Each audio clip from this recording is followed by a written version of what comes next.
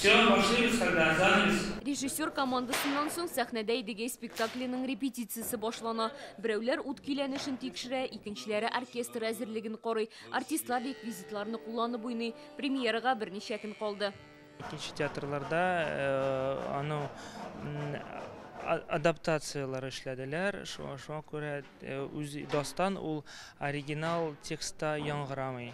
Менә бу халык дастаны, нәкъи сәнбәт җыйган менә халыктан төрле вариантлар, алар яңгырачак.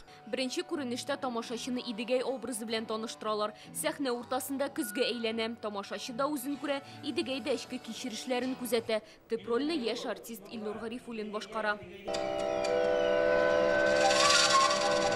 Дүрт ай репетицияләр, 20ләп катнашучы, һәрбер артистка костюм, Идегәй роли өчен генә дә 3 төрле кием әзерләгәннәр. Спектакльдә бердән-бер хатын-кыз ролен Яникәне Гүзәл Гайнуллина башкара. Иратлар гына булуы, аның үзе бер кызык бит әле ул.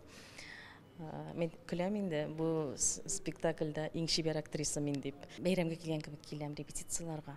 Спектакль халык эпосы Идегәй дастаны буенча куелган. Ул Алтын Урда таркалу чорында булган тарихи вакыйгаларга нигезләнә. Дастанда бик күп сәхнә хәрәкәтләре бар, шуңа күрә барсын да истә калдырып, авыррак бирелә. Чөнки ул шигъри формада бит, инде ак шигырь. Һәм шул вакытта бер туктаусыз хәрәкәт бара. Әсәрдән айырмалы буларак спектакльдә Сабантуй күренеше дә чагылыш таба. Бәйрәмдәге кебек үк спектакльнең кульминациясе милли көрәш. Олы буыннар үзләре белеп килсәләр, бу спектакльгә инде без таныштырырга тиеш мәктәп укучыларын һәм студентларны. Шушы әсәрдә инде бөтен тел ята безнең татар халкының. Шушы әсәрдә ята татар халкының язмышы, шушы әсәрдә ята татар халкының нинди көчле булуы. Тамашачы спектакльне 26-27 гыйнварда Тинчурин театры сәхнәсеннән карый алачак. Алия Сабирова, Рамзил Гарипов, Яңа Гасыр каналы.